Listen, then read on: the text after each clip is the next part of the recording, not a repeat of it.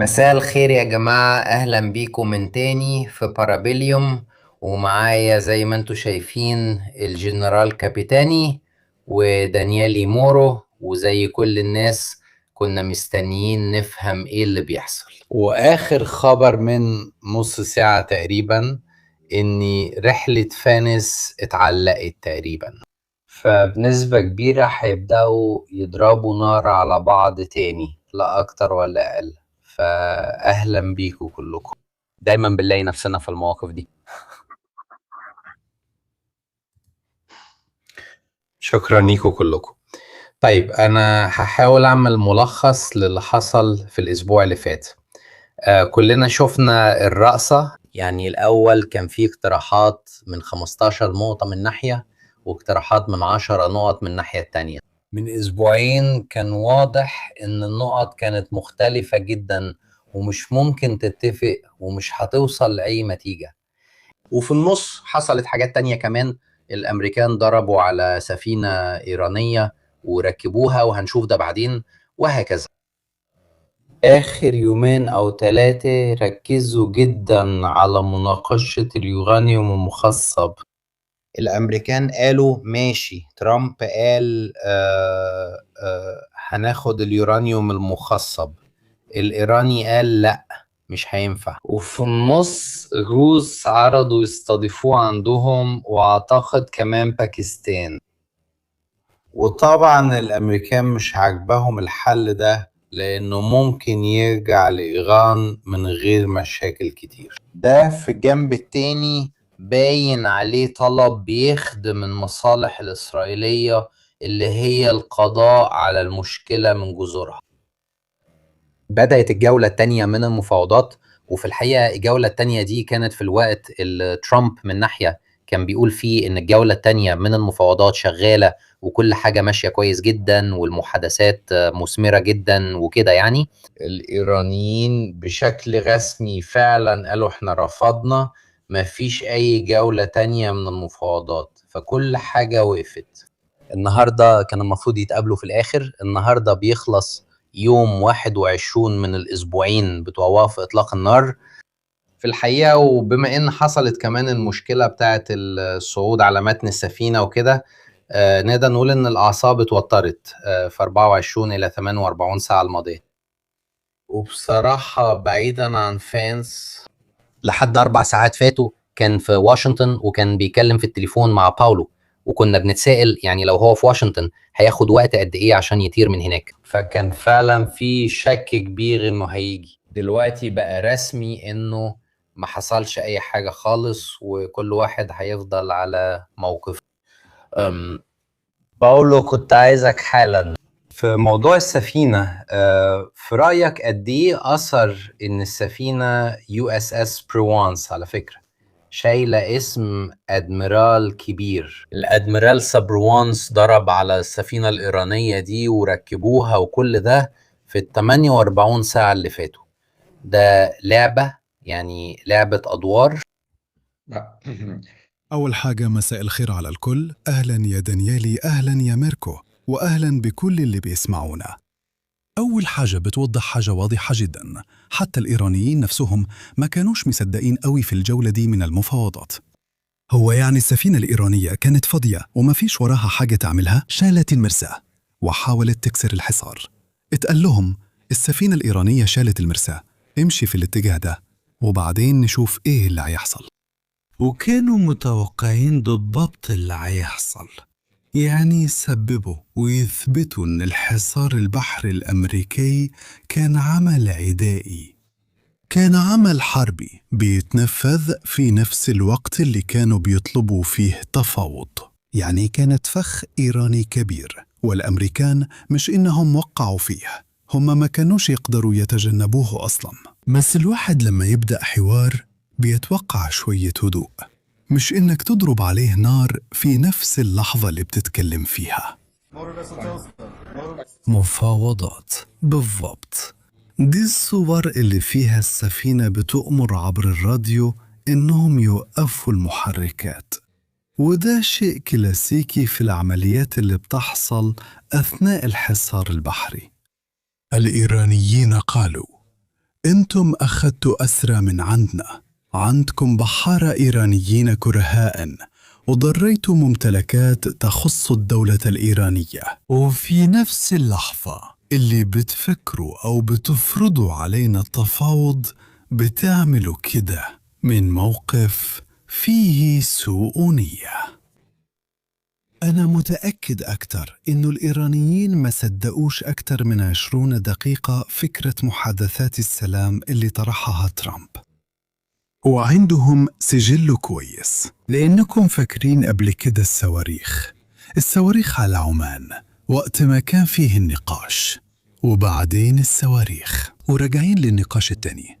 أول ما يعملوا قمة للسلام حد بياخد له شوية صواريخ، وفاهم كمان حذر القيادات الإيرانية إنهم ما يتحركوش من بيتهم، عشان الفكرة كانت نضرب دول كمان. لما نرجع تحت، لما تتقال كده بتضحك، لما تتقال كده فعلا بتضحك، بس في الحقيقة ده دليل إن الجهات المسؤولة ما ردتش في عيون الإيرانيين، وكمان كتير غيرهم اللي بيتفرجوا من غير ما يتكلموا. القوة العظمى ما بقاش عندها الرصيد ده من المصداقية اللي هو سلاحها الحقيقي. يعني قبل ما أضطر أثبت لك قوتي، المفروض يكفيك فكرة إني ممكن أثبتها عشان تخليك تراجع نفسك. هنا بالعكس ممكن نفكر إنها خدعة، يعني نقدر نقول إن القوة العظمى دايما كانت بتشتغل على الخداع. باولو معلش، بس هو لعبة. يعني أوكي، الإيرانيين عملوا الفخ الكبير وكانوا عارفين إن السفينة هتتوقف على الجنب. دول طلعوا من USS تريبولي عشان يدوهم أي فكرة. ومن الناحية التانية عندنا ترامب اللي بيكذب لأنه بيكذب بكل وقاحة، وبيقول إحنا في مفاوضات وكل حاجة ماشية كويس وهكذا. من وجهة نظره كله تمام، لأن المفاوضات حسب ترامب بتتعامل مع حد أصلاً مش بيتكلم أو حتى مش موجود. من وجهة نظره أنا مصدق إنه بيقول إنه كل حاجة ماشية تمام، بس ده مجرد لعبة تواصلية.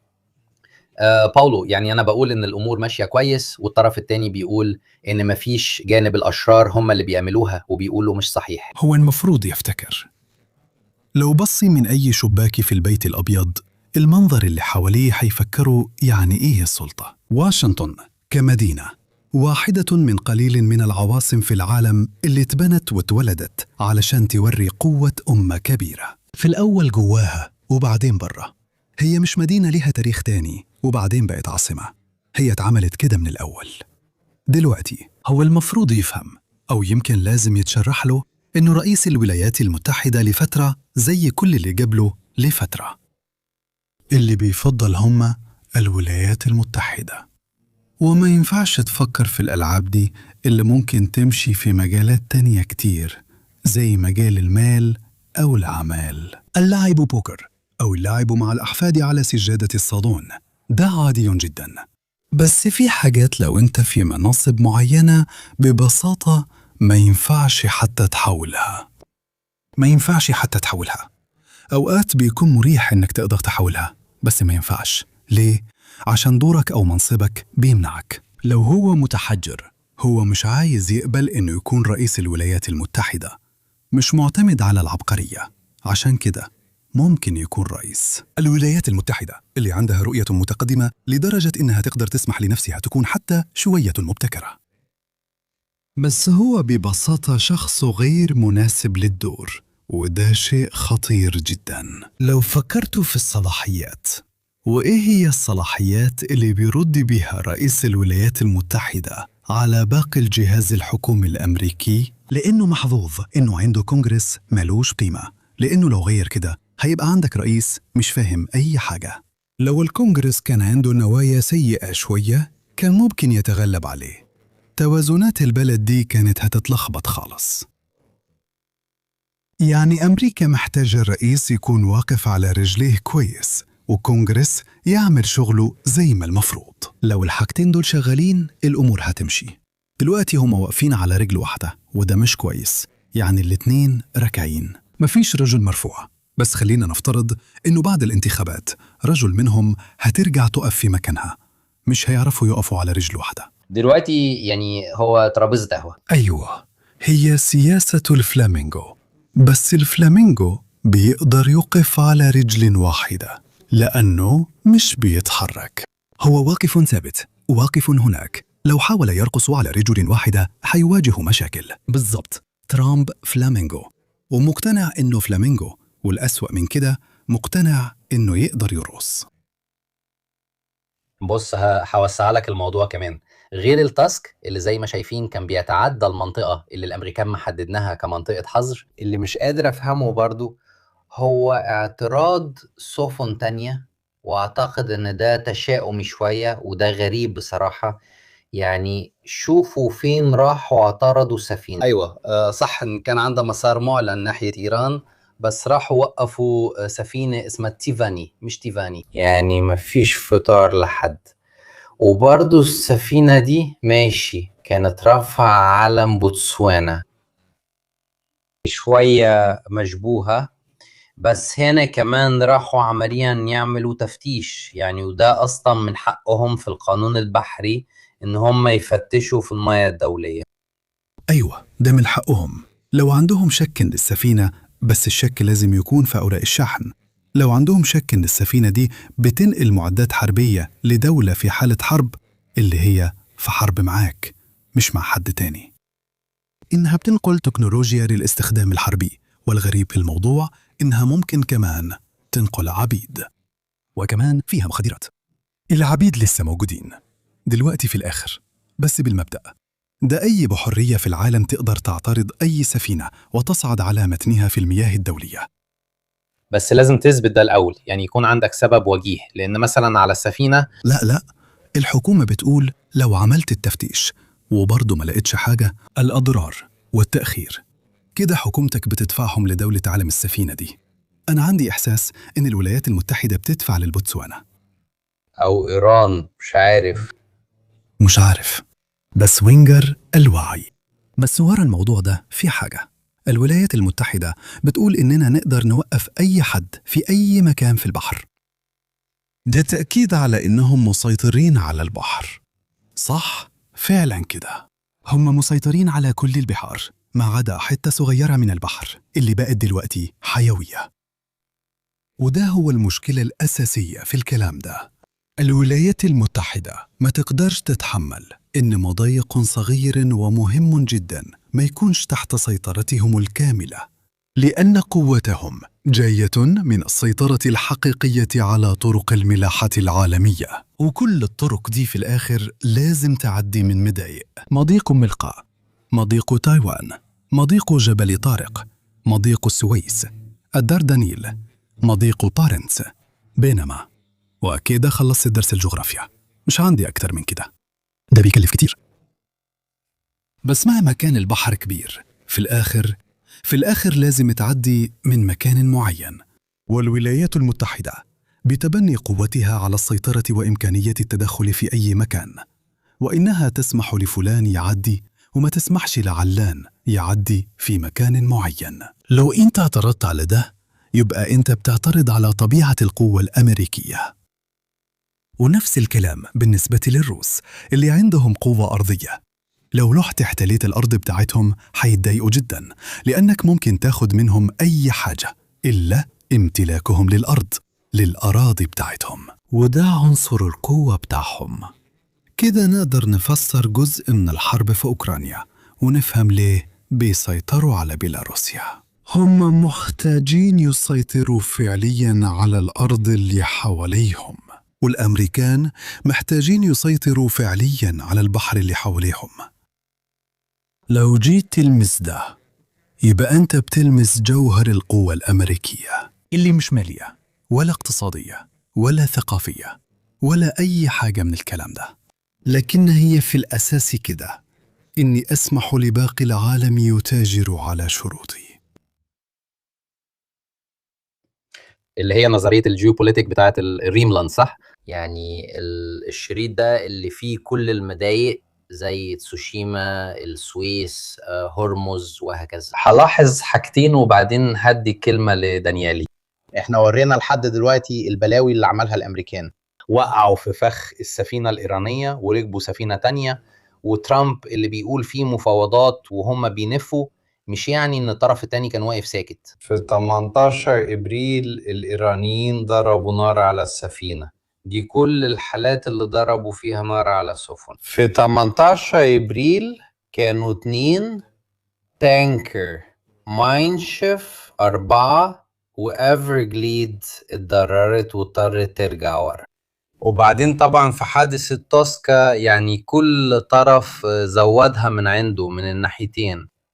طيب بما اننا كنا بنتكلم عن ان ترامب مش مناسب، دانيالي قبل البث كان بيحكي لنا من وجهة نظري في واقعة كانت مثيرة للاهتمام احنا اتكلمنا عنها من الناحية العملية، يعني اللي حصل في انقاذ الطيارين اللي ما كناش نعرفه هو الكواليس. فاتفضل يا دانيالي. مساء الخير على الجميع، شكرا تاني على الدعوة. ايه اللي حصل لو تفتكروا؟ في لحظة معينة اتضرب الطيارة وفقدنا أثر طيار من طيارة F-15 طيار أمريكي. بدأت عملية إنقاذ معقدة جدا، ويقال إنها شارك فيها عدد كبير من الرجال والقوات، وحنكلم عن الموضوع ده. في لحظة معينة إيه اللي بيحصل؟ أنتوا عارفين إن في غرفة العمليات تحت البيت الأبيض. يمكن تفتكروا لما الرئيس أوباما قاد العملية للقبض على وقتل بن لادن، فيه صورة مشهورة جدا بتبين حوالي 12 من القادة السياسيين والعسكريين الأمريكيين مجتمعين في ليلة يوم الأحد بالليل حوالي الساعة 8:30 مساء بتوقيت واشنطن.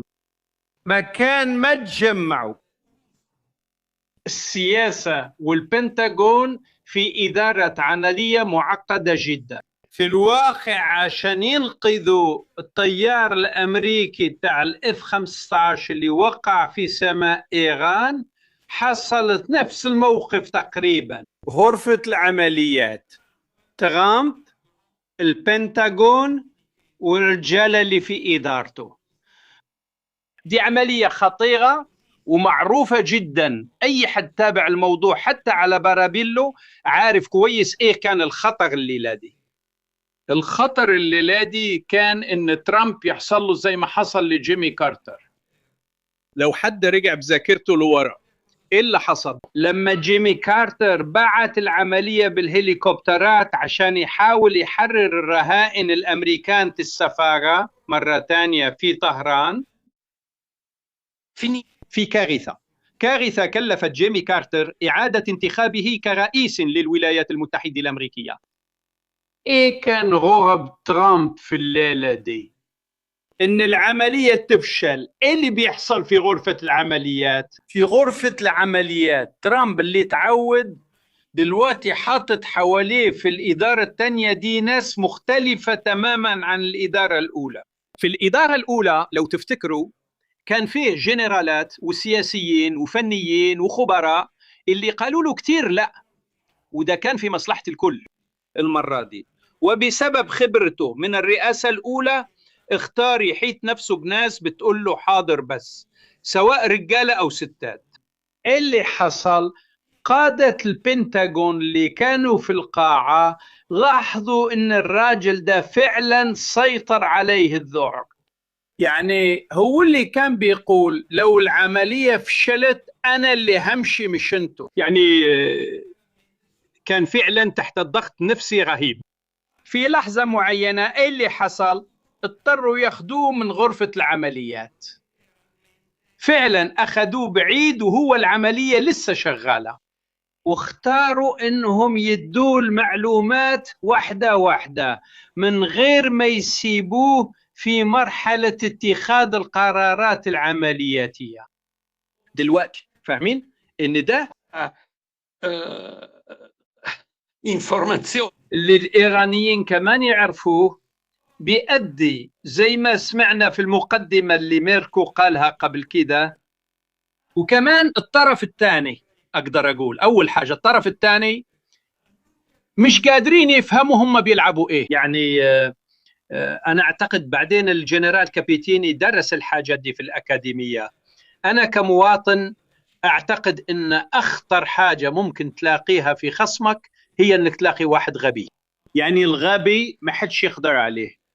وبعدين في ناس في السنين اللي فاتت قالت ترامب بيعمل زي نيكسون عشان يضحك علينا. لا، أنا وصلت لاستنتاج إنه ترامب ما عندوش خطة. هو دخل في الموضوع في تحقيق كنا تكلمنا عنه الأسبوع اللي فات، تحقيق نيويورك تايمز، وما حدش قدر ينفي. تحقيق نيويورك تايمز بيقول لنا إيه؟ إن قبل الكريسماس نتنياهو راح لترامب وقال له هنعمل عملية على مرحلتين، نقتل المجموعة القيادية الإيرانية ويسقط النظام. مدير الموساد هو كمان راح وصل لواشنطن وقال نفس الكلام بالضبط. الرواية اللي نشرتها نيويورك تايمز بتقول إنه ترامب رغم رأي كل البنتاغون من أول الجنرالات اللي هو اختارهم قرر يكمل برضه. يعني من هناك دخل نفسه في وضع جحيمي. يعني في اللحظة اللي بتغلط فيها كل حاجة تانية بتيجي وراها. اللي كان بيشرحه الجنرال كابيتاني في رأيي مهم عشان كده. أول حاجة هم تخلصوا منهم، وده كمان شرحوا واحد من زمايلي في الجامعة اللي كان سفير أمريكا في الناتو وسفير أمريكا في بكين. يعني مش أي حد كده وخلاص. تخلصوا من كل فريق وزارة خارجية اللي كان بيتكلم فارسي لغة الإيرانيين، وتخلصوا من خبراء إيران في وزارة الخارجية وبعتوا حتى الإقالة.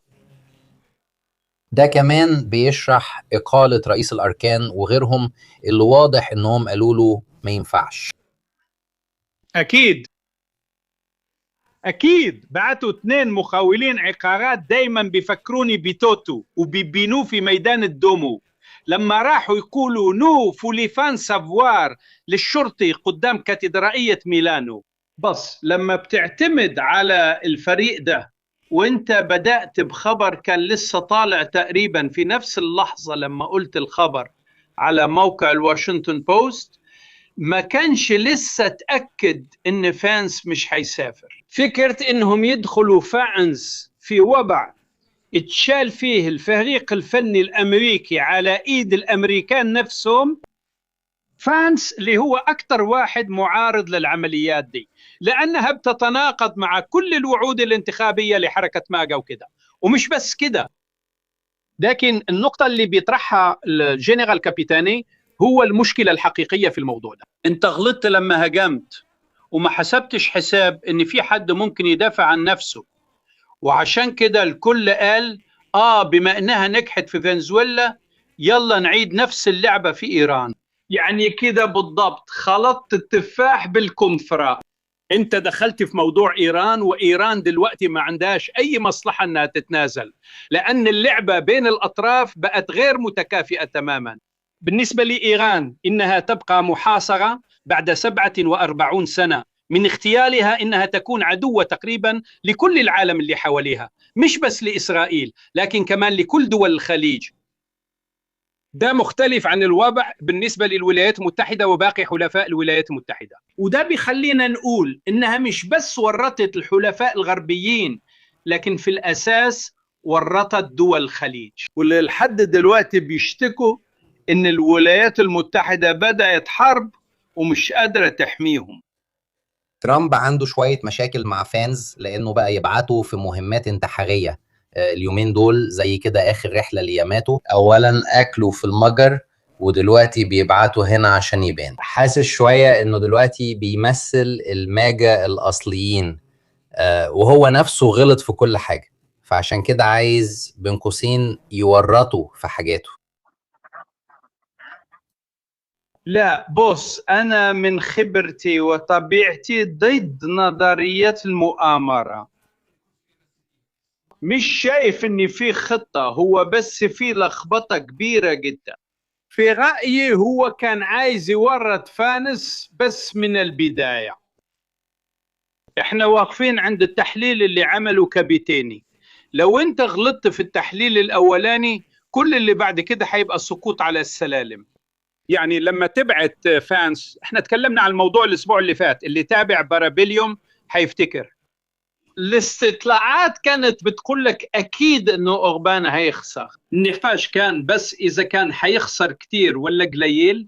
أو كتير كفاية علشان يغير الدستور، وفي الآخر خسر كتير لدرجة أنه يقدر يغير الدستور. هفكركم أنه أوربان امبارح اضطر يشيل الحظر الفيتو على 90 مليار يورو المشهورين كمساعدات لأوكرانيا. فجأة يعني أنك تبعت الشخصية دي في مهمات خسرانة من الأول، مش ده علشان تضيعه. وبعدين كان في كمان فانس كان المفروض يقول له بص ابعت لجوز بنتك مرة تانية، لأنه الموضوع سهل. 4 فنادق حوالين الخليج، يحط في جيبه شوية مليارات دولارات، كلنا نبقى مبسوطين. المشكلة إنك لما بتكون بنيت فريق من ناس مش قادرين يعترضوا، انت كده فكرتنا بنقطة أساسية. ميركو، الكونغرس ما بقاش في إيد الجمهوريين بالمعنى التاريخي اللي احنا نقصده. ده مش كونغرس يمين وسط، ده كونغرس من النواب والشيوخ اللي مرعوبين من فكرة انهم ما يتعادش انتخابهم. لو ترامب قال لهم حطردكم هيطردهم فعلا. ما بقاش عندهم اي نوع من الاستقلالية قدام الرئيس. وكمان ما ننساش حاجة، المحكمة العليا من 1.5 سنة تقريبا قالت انه ترامب عنده حصانة بشكل اساسي، مش بس عن الجرائم اللي ارتكبها قبل كده، لكن كمان عن الجرائم اللي حيرتكبها بعد كده. يعني انت سلمت السلطة لشخصية من غير استراتيجية، من غير منطق، ومن غير قدرة على التحكم في نفسه. هنا بنرجع لموضوع غرفة العمليات اللي حواليها أعضاء الحكومة، وبعدين لو حابب نتكلم عنها أكثر ممكن نتكلم. نبدأ بمدير FBI اللي فقد أعصابه. ولما مجلة الأطلنطيك اللي هي واحدة من أهم المجلات التحقيقية في العالم قالت من كام يوم أنه كان سكران لدرجة أنه في حالة طوارئ شديدة، FBI اضطروا يكسروا الباب لأنه كان جوا سكران خالص. فاهم أنك خلقت وضع بقى فيه هو مدير FBI ومدير البنتاغون؟ تقريبا كل المجموعة اللي هو اختارها عندهم مشاكل مع الكحول. مش مشاكل انه يشرب كاسين مع صاحبه في البار اللي ده ما يعتبرش حاجة، لا، مشاكل ادمان كحول حقيقية. يعني مش قادرين تحت الضغط يتحملوا الدور اللي ترامب اسنده لهم. فالقط رفع قضية على الأتلانتيك وطلب 250 مليون. هجاوب كمان على شوية أسئلة لو ما نسيتهاش. في رأيكم تركيا هتقدر تمتلك أسلحة نووية في قد إيه؟ غالبا بيتفرجوا، بس مش من البلاد اللي فيها خطر. في البلاد اللي تقول فيها في حد عايز يخلص عليك، خد بالك من ده. دي كانت هوس كوريا الشمالية وهوس إيران، لأن كل اللي ما كانش عندهم زي القذافي مثلا اتصفوا.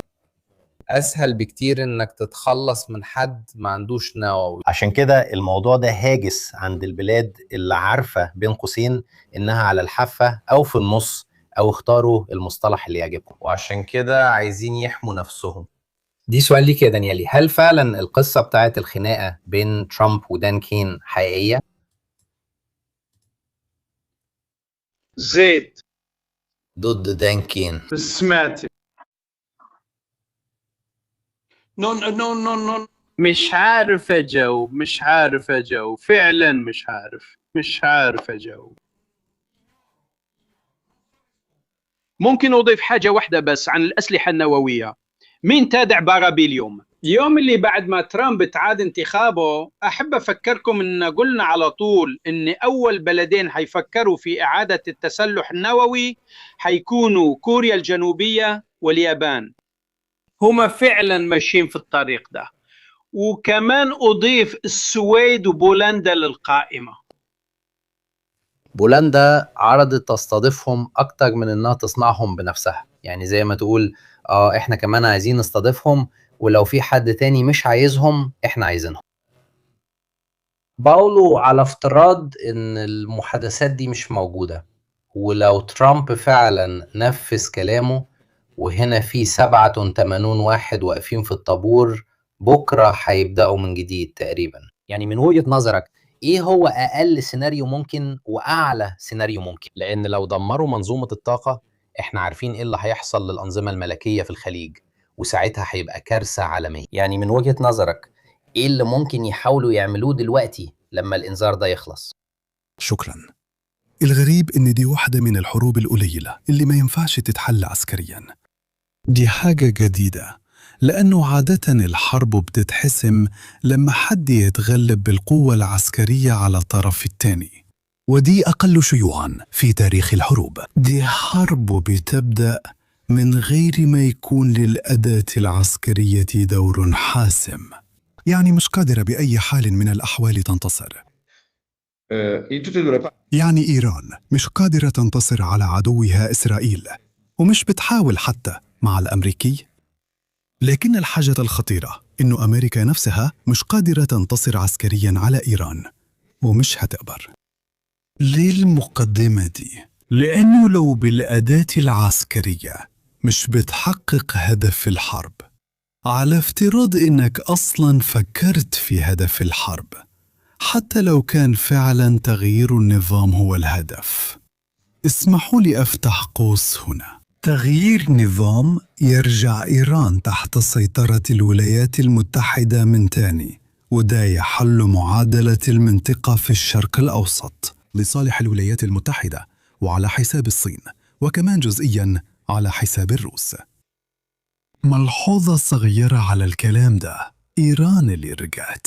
ولو إيران رجعت للسلام من جديد، ويمكن حتى مع عودة سلالة رضا بهلوي للحكم، حتكون صديقة جدا للولايات المتحدة، وده كان حيفتح باب الكلام مع الإسرائيليين اللي كانوا حيقولوا طب ما احنا كنا أصحابكم المقربين، دلوقتي لو دول بقوا أصحابكم احنا نبقى مين؟ بس خلينا نسيب الموضوع ده، نقفل القوس ده. الحرب دي مش هتتحل عسكريا، ممكن تتوقف دبلوماسيا، بس عشان ده يحصل لازم قوة عظمى تعترف إنها فقدت مكانتها كقوة عظمى.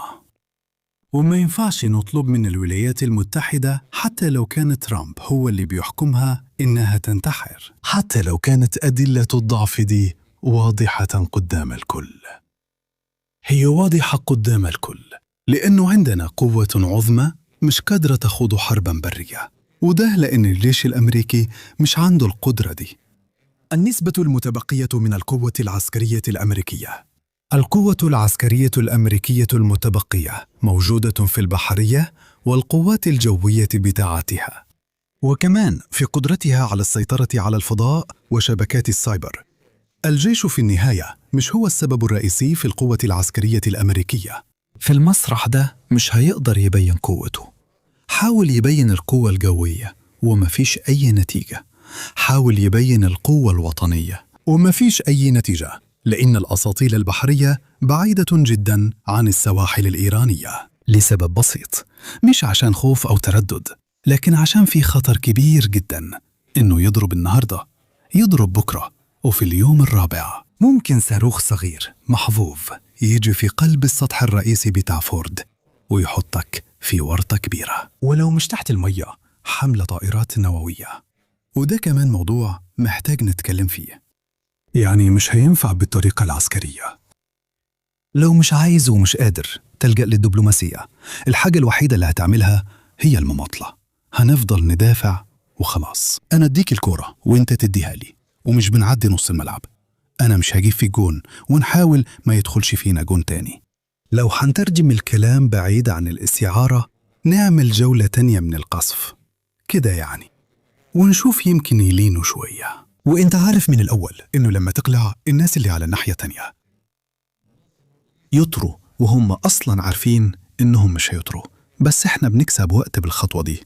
يعني لو هتكلم 15 يوم دول استخدمتهم القوات الجوية الأمريكية من الناحية الفنية عشان يريحوا الطيارين ويخططوا بشكل أحسن ويعملوا صيانة للطائرات ويغيروا شوية قطع ويظبطوا الأمور شوية. استراحة اللي بنسميها بلغة العمليات وقفة عملياتية. الوقفة العملياتية بتكون بين دورتين عملياتيتين. غالباً بعد ما تخلص الوقفة دي اللي مش هدنة، حيبدأوا دورة عملياتية جديدة. وأنا بصراحة بتمنى إنها ما تضربش الأهداف اللي أنت أشرت ليها، يعني ما تهاجمش العناصر الحيوية لإيران. وأعتقد إن في مكان ما في كتاب قانون دولي قديم ومغبر مكتوب إن ده ما ينفعش يتعمل. بس يعني إيه يعني؟ مين هياخد باله لو قتلت مدنيين أو هدمت الكباري أو دمرت السدود أو غرقت محافظات كاملة أو قصفت المستشفيات؟ بس خلاص نقول إنه ده ما ينفعش يتعمل. بس زي ما انتي قلت، مش مجرد خطر، ده تقريبا مؤكد إنه قدام تصرف زي ده، آسف على التكرار، الإيرانيين هيردوا ويضربوا منشآت مشابهة في الخليج، ودول الخليج ما عندهمش العمق الاستراتيجي اللي عند إيران. لما نقول العمق الاستراتيجي يعني ببساطة هيروحوا فين؟ هيروحوا فين الناس اللي في المنطقة دي كلها من غير مية، من غير كهرباء، من غير أي حاجة؟ مفيش غير الصحراء ودرجة الحرارة 47 في الظل. يعني لازم تمشي من هناك في خلال أسبوع عشان مش هتقدر تعيش هناك. شكراً.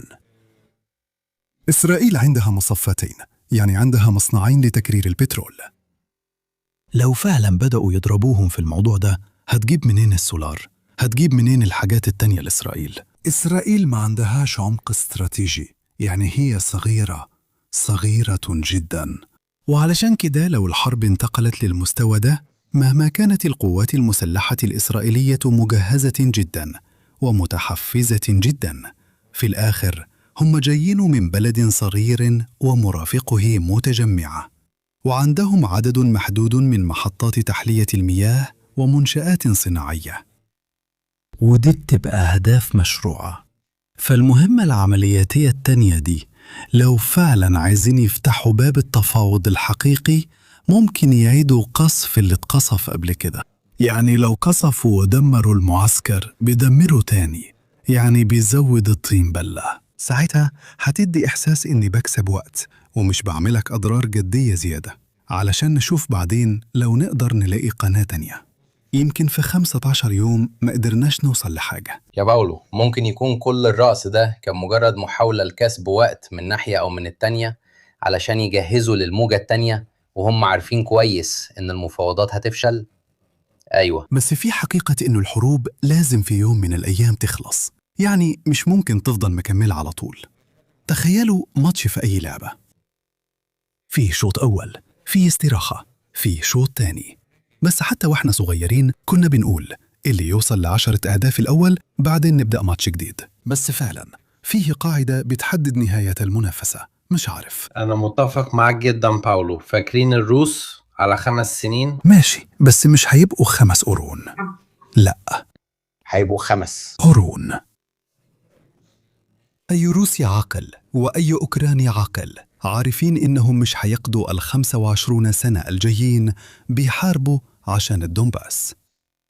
5 سنين، 6 سنين، 7 سنين، لأنهم يقدروا يتحملوا ده بسبب الاتصال الجغرافي، وبسبب إن الحرب دي أساساً برية وبالدرونز، وكمان عشان عندهم 140 مليون من ناحية و30 مليون من الناحية التانية. يعني عندهم أسباب تخلي الحرب ممكن تستمر 5 سنين. بس لو خدتوا معايير الحرب دي ونقلتوها لإسرائيل وقلتوا لهم ده اللي هيحصلكم في ال5 سنين الجايين، أنا بتوقع يحصل تمرد داخلي في إسرائيل وهروب كبير لسكان إسرائيل لدول تانية، لأنك ما تقدرش، مش هتستحمل، وإنت مش عندك الإمكانيات أو الحجم اللي يخليك تعمل كده، بينما إيران عندها الإمكانيات دي. عشان كده الحرب ممكن تستمر، بس هتستمر لحد نقطة معينة وبس. يمكن دلوقتي 15 يوم هدنة كانوا قليلين. لو كانوا قالوا نعمل 3 أسابيع هدنة، يمكن كانوا تجنبوا القتال دلوقتي. لازم نشوف هيبتدوا يضربوا إيه من بكرة أو بعد بكرة، لأنه لو ابتدوا يضربوا بقوة تاني ويدوا فرصة للإيرانيين يعملوا نفس الشيء، كده الموضوع هيكبر وهنروح لمستوى تاني خالص. إحنا بنتكلم عن أزمة عالمية في الإمدادات هتستمر 6 شهور ورا 6 شهور، ولو مش سنين. في اللحظة دي لازم تتدخل الهند، ولازم تتدخل الصين، ولازم تتدخل أوروبا كأوروبا، ولازم يتدخل باكستان، لازم يتدخلوا كل الناس اللي بيموتوا من الجوع عشان ما فيش حاجة بتمر من هرمز. الموضوع مش بقى الإيرانيين مع الأمريكان، لكن حد هيبلغ اللي ليه سلطة إنكم لازم تبطلوا تعملوا مشاكل، عشان إحنا كمان لازم نعيش. حتى في اليابان لازم نعيش يعني، أو في إندونيسيا. ممكن يكون إيران عارفة إنها تعرضت لكتير من الأضرار، لأنها فعلا تعرضت لكتير من الأضرار، فبتقول لو أنا هتدهور يبقى خلي الباقيين كمان يتدهوروا، علشان في الآخر على المستوى الإقليمي هم ينزلوا وأنا أنزل، مش هكون أنا بس اللي ضعيف كده. احنا ورينا ده في أكتر من لايف، ومش عايز أكرر نفسي، بس الاعتماد الاستراتيجي لبعض المحطات الكبيرة أو محطات تحلية المية في تقريبا كل دول الخليج هو المفتاح اللي إيران ممكن تجرهم بيه للهلاك معنا. ممكن يقولوا شوفوا احنا ما ضربناهاش الأول. ممكن يقول لو ما كنتوش أصحاب الناس الأغبياء دول كنتوا دلوقتي قاعدين على البحر وبتكسبوا مليارات، لكن عشانكم غلطتوا. الصداقة خلتكم ترتبطوا بحد ما حماكوش وما بيحميكوش دلوقتي وما بيديكوش الأمان، ومش فارق معاه إنكم هتكونوا أول ناس تدفع تمن اختياراتهم للأهداف.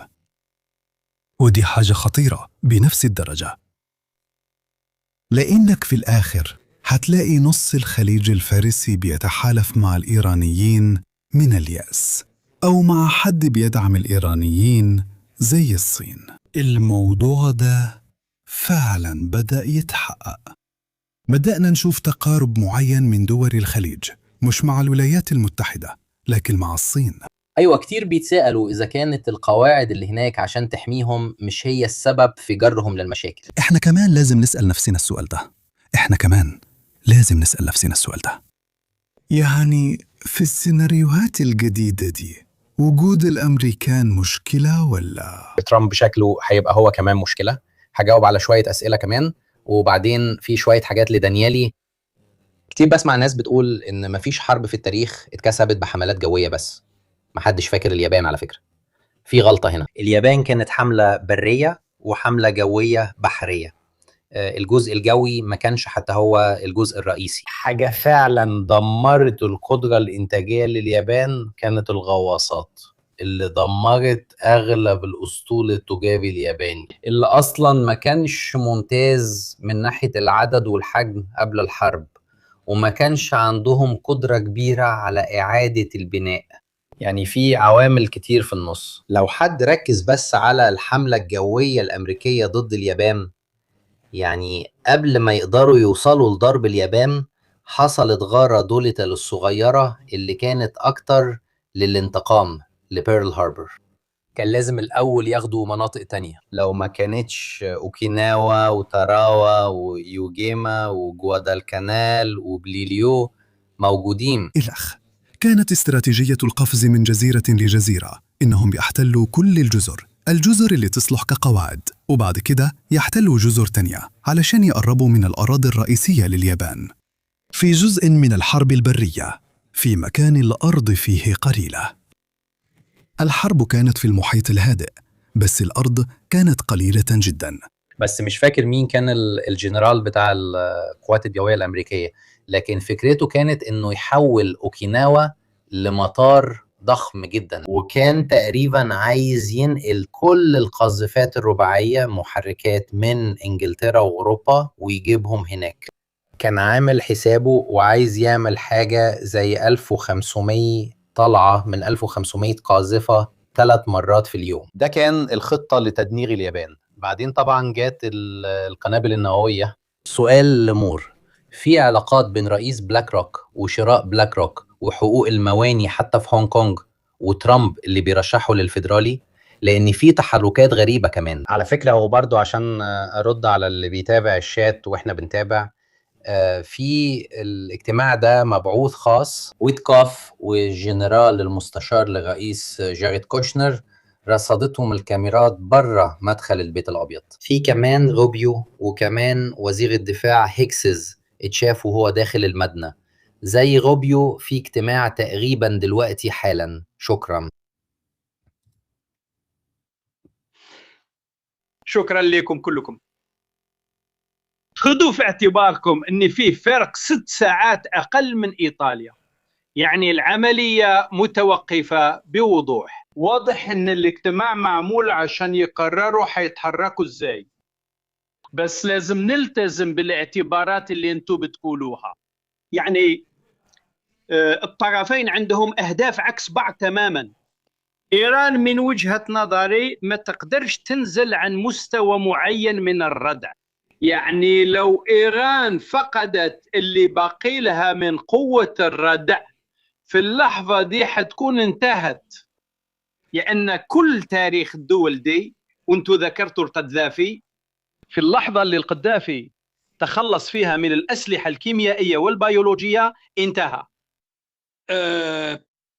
للأسف التجربة بتعلم كوريا الشمالية اللي بتتسلح من جديد أن الطريقة الوحيدة لنظام كوريا الشمالية عشان ينجو هي أنه يزيد من الردع النووي.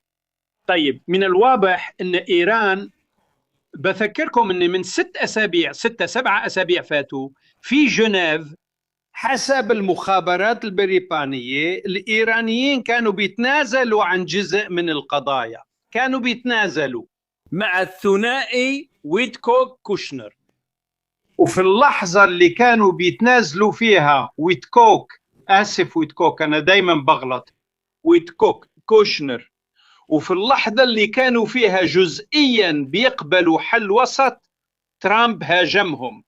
يبقى لازم تقول لي، حتى لو كنت مش طايق الطرف الثاني ازاي يقدر يثق في الطرف الأمريكي اللي بيتكلم معاه؟ أنا مش شايف إن في خطط في الموضوع ده. بأكد تاني، من وجهة نظري في ارتباك هائل. عايز ألفت نظركم لحاجة. لما في يناير كان في مئات المليارات من الإيرانيين في الشوارع بيحتجوا ضد نظام فاسد، ترامب كان بيقول لهم اطمنوا، احنا جايين ننقذكم. لو جمعتوا التصريح ده مع ان في ديسمبر نتنياهو كان وجه نداء للشعب الإيراني بالفارسي وقال لهم تمردوا على النظام، ده دليل إضافي أنه ترامب كان فعلا مقتنع أن في إمكانية لتغيير النظام.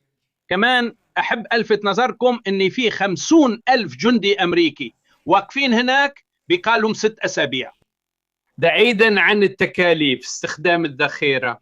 شفتوا أنه في البنتاغون بقالهم كام يوم في إنذار بخصوص الموضوع ده.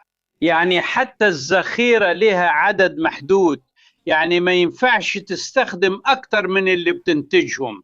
حتى طفل صغير ممكن يفهم ده، بس واضح أن المفهوم ده مش واضح قوي لرئيس الولايات المتحدة الأمريكية. بس كمان اتحسب عدد صواريخ توماهوك يا جنرال اللي تستخدمت، وكمان معروف تقريبا عددهم. الحروب مش بتنتهي عشان حد عايز كده وخلاص، بتنتهي عشان الفلوس بتخلص والأسلحة بتخلص والقدرة على القتال بتخلص. مش الرغبة في القتال، القدرة على القتال. القدرة على القتال حتى عند الأمريكان قلت جدا. بالنسبة لموضوع الاحتياط الفيدرالي، الحاجة الوحيدة اللي أقدر أقولها هي دي، إن أول جلسة استماع اتعملت النهاردة في الكونغرس كانت مثيرة جدا للاهتمام، لأنه رئيس الفيدرالي الجديد اللي نظريا المفروض يساير ترامب في خفض سعر الفايدة، مع الحرب اللي شغالة دي واللي للأسف الجنرال كابيتاني عنده حق فيها، مش بس الحرب مش بتنتهي، لكن لو بكرة الصبح دول رجعوا ضغطوا تاني هتسوء أكتر. يعني التضخم حيزيد أكتر وتكلفة الطاقة حتعلى، حيزيد خطر أنه ترامب يخسر انتخابات منتصف المدة، وحيزيد خطر أنه ترامب واللي معاه يتحاكموا في ثالث محاولة لعزله، في حد حيروح السجن. لأن بصوا، النظام الأمريكي بقى قاسي لدرجة أن ترامب بقاله 10 سنين بيقول السجن لأوباما، السجن لكلينتون، السجن لابن بايدن. بس ما تفتكروش أن اللي على الناحية التانية ملايكة، ما فيش ملايكة هناك. الديمقراطيين تحت الضغط. مش معنى كده أن الديمقراطيين طيبين وجمهوريين أشرار. الكل بيقول المرة دي هنصفي الحسابات. عن الاحتياطي الفيدرالي، ليه الموضوع ده مهم؟ عشان المرشح ده في الأساس مش هيكون عنده مساحة يعمل اللي ترامب كان عايز بأول محافظ الاحتياطي الفيدرالي الحالي يعمله. ده هيؤدي لأزمة تانية. يعني في نص مايو حيتفتح موضوع جديد عن تكلفة الاقتراض. تكلفة الاقتراض مش بس تخص الولايات المتحدة الأمريكية، دي تخص العالم كله. الدولار هو العالم، رغم القيود وقلة الفلوس لسه هو اللي مسيطر على العالم. بالنسبة للاتفاقات اللي تخص الموانئ والحاجات دي، باين ان في احتمال نوصل لحل وسط، بس من وجهة نظري احنا لسه في مرحلة بدري قوي. طيب قبل ما نكمل عشان في حاجات كتير تانية لازم أشكر الراعي. هتلاقوا اللينك فورا في الشات، وطبعا هو مش أي حد غير إنكوجني. متخيل إنكم زي كده كل يوم بتستلموا إيميلات سبام وخدمات مش فاكرين أصلا إنكم طلبتوها؟ بصوا، اعرفوا إن لو حد تواصل معاكوا ده عشان انتوا بقيتوا في قائمتهم. يعني ببساطة لما تسجلوا في مواقع خصوصا المجانية، افتكروا دايما ان لو الحاجة ببلاش يبقى انتوا نفسكوا المنتج. طيب ايه هو انكوجني؟ ده خدمة بتشيل بياناتكوا الشخصية زي الايميل، رقم التليفون، وكمان بياناتكوا الشخصية التانية. هم بيتواصلوا مع وسطاء البيانات المختلفين وبيتكفلوا انهم يشيلوا بياناتكم. يعني الخدمة دي مفيدة جدا عشان بياناتكم بتتشال وبيبقى عندكم فرصة تختفوا، مش هيجيلكوا الايميلات دي تاني. وده بيقلل ايميلات التصيد وبيقلل المكالمات اللي بتجيلكوا، وبشكل عام يعني بيقلل الأنشطة الخبيثة، حتى النصب والهجمات الموجهة والحاجات دي كلها. إنكوني على عكس الشركات التانية مش بيبيع بياناتكم، بتدفعوا مبلغ بسيط جدا، وكمان لو استخدمتوا الكود بتاعي هتاخدوا خصم ستون بالمية. هتلاقوا الرابط في الوصف وفي الشات وفي أول تعليق، وكمان كده بتدعموا القناة. افتكروا إنه لو محدش لقاكم محدش هيعرف يضايقكم، عشان كده إنكوني هو الحل لمشاكلكم ومشاكلي. أنا استخدمته على رقمي وعلى إيميلي وكمان على إيميلات مراتي، وبصراحة ما جاليش أي مكالمة بعد حوالي شهر ونص من الاستخدام. سؤال مهم لدانيال مورو: بما إن ترامب مش كفاية عليه اللي بيحصل، زود كمان التحفة دي. في تقارير بتقول إن البنتاغون بيجهز لعمل عسكري في كوبا، هل التقارير دي حقيقية؟ كوبا هي اللي طيب ده بيعتمد على تعريفك للعمل العسكري. ممكن تكون فنزويلا أو إيران؟ أيوة، ده بيعتمد على تعريفك للعمل العسكري. هو فعليا رجع فتح موضوع كوبا اللي اتكلمنا عنه من كام يوم.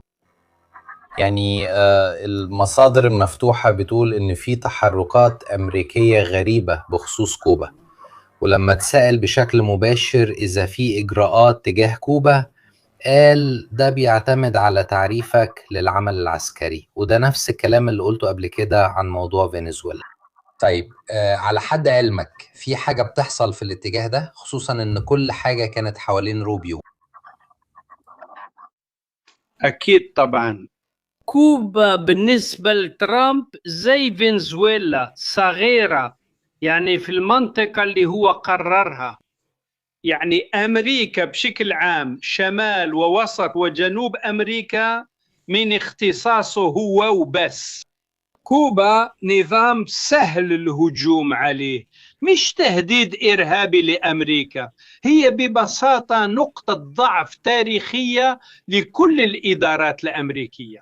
من أيام جون كينيدي وطالع، الديمقراطيين والجمهوريين بيعتبروا النظام الكاستري اللي كان شيوعي وقتها ودلوقتي بقى بعد كاسترو، وبرضه لسه ديكتاتورية في كوبا لحد دلوقتي، وبرضه مصدر إزعاج مش تهديد. كوبا في رأيي هو ممكن يحتفظ بها كام أسبوع قبل الانتخابات، لأنه حيفوز بسهولة، خلينا نقول كده أسهل بكتير من فنزويلا مثلا في التعامل.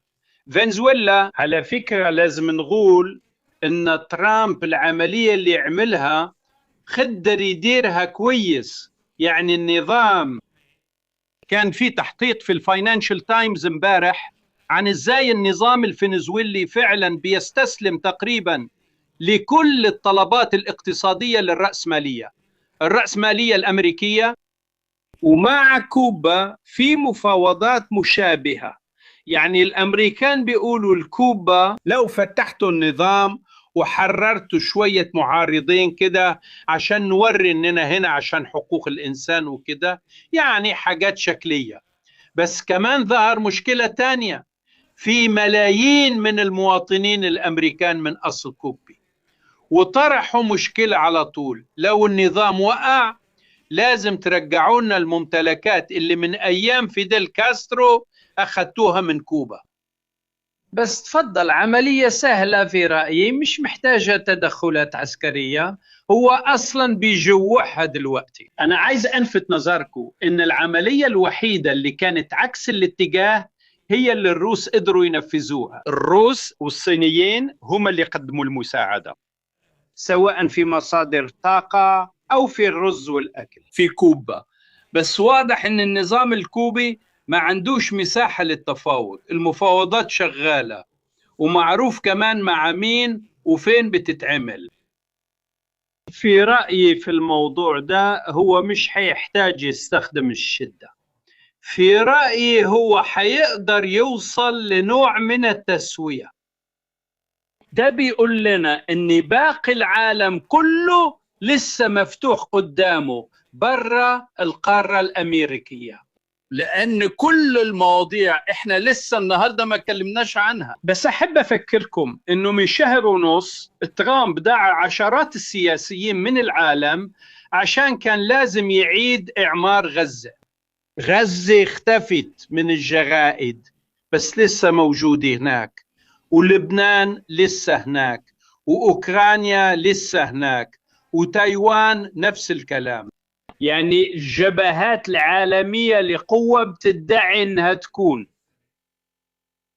إمبراطورية العالم، تقريبا كل جبهاتها مفتوحة من غير حلول، من غير حلول. ده يعني مش مشكلة إقليمية، العلاقة مع الاتحاد الأوروبي وما يسمى بتحالف الراغبين. يعني الهجوم اللي أنا متأكد أنه كتير من متابعينك شافوه، الهجوم اللي جاء النهاردة من موسكو كان عنيف جدا ضد رئيس وزراء إيطاليا. بيقول إن حتى في موسكو لاحظوا إن حتى القائدة الأقل عدائية بتتغير، وده اتسمع من المتظاهرين الوطنيين. ده بسبب تغيير الخط اللي حصل في الأيام اللي فاتت قدام الجنس البشري. وحش طبيعي وأهبل معتمد. جورجيو بوتاميلوني.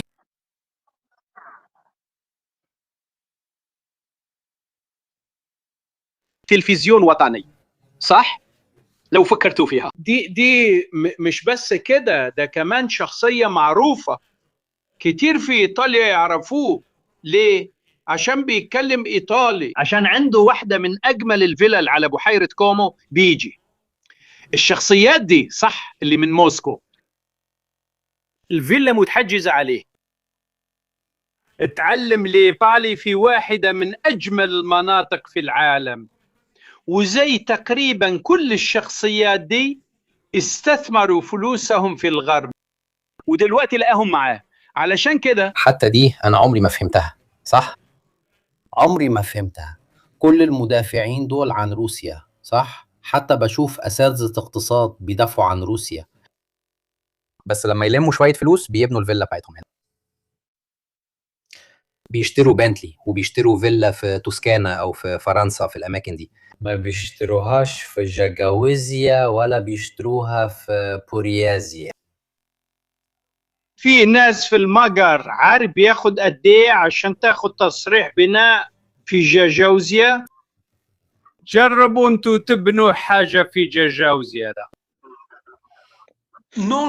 ما تستهينوش بالهجوم اللي يجيه من موسكو. ما تنسوش أبدا إن من شهر ونص من موسكو رئيسة المكتب الإعلامي لوزارة الخارجية هاجمت رئيس الجمهورية ماتاريلا.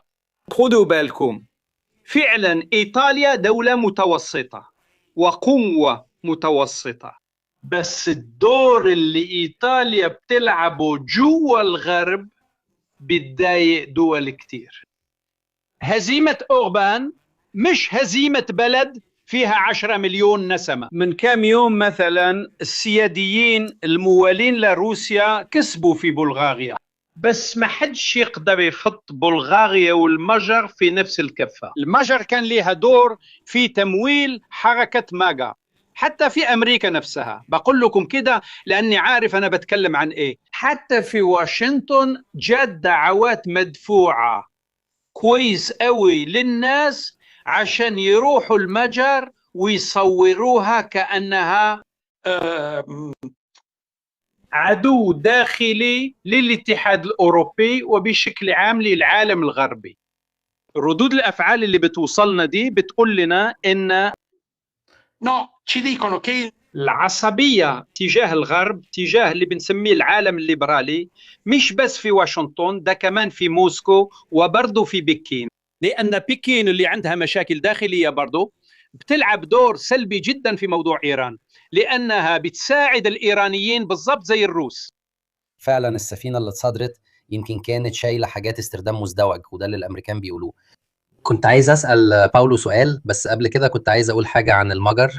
في تقارير كاملة عن قرى كاملة في المجر تقريبا بيكلموا روسي، يعني الروس عملوا نفسهم مجتمع هناك واشتروا القرية كلها. والمجر دايما كانت بتدي تأشيرات وتصاريح دخول، يعني كانت بتسهلهم الأمور. الروس طبعا بيجيبوا فلوس وبيبدأوا يبقى ليهم دخول لأوروبا حتى في فترة زي دي، وده كله بتسهيلات من المجر، وعشان كده دايما كان في علاقة قريبة بينهم. على فكرة الفلوس اللي كانت في الفضيحة المشهورة بتاعت 3 من أكبر اليوتيوبرز الأمريكان اللي كانوا بياخدوا فلوس عشان يقولوا الكلام اللي كانوا بيقولوه، الغريب إن الفلوس كانت بتعدي من سلوفاكيا وتبدأ من هناك ومن المجر مع واحد بيتظاهر إنه مصرفي مجري وحاجات زي كده. يعني هو دايما نفس المسار البنكي، نفس دورة التصاريح وحاجات زي كده. عشان كده مفهوم ليه كان دايما عنده علاقة مميزة مع الروس حتى في موضوع الطاقة.